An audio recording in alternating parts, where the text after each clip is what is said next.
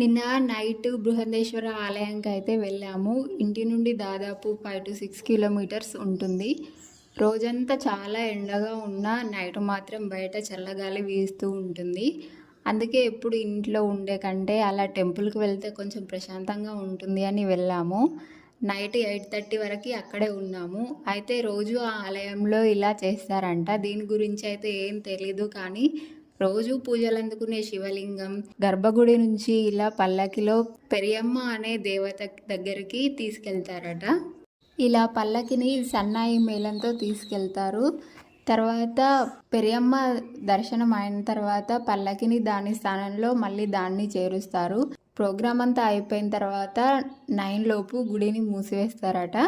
టెంపుల్లో అయితే చాలా ప్రశాంతంగా ఉంది. ఈ ఎండాకాలంలో ఇంటిలోనే ఉండకుండా సాయంత్రం అలా దగ్గరలో ఉన్న టెంపుల్కి వెళ్ళడానికి ప్రయత్నం చేయండి. Thank you.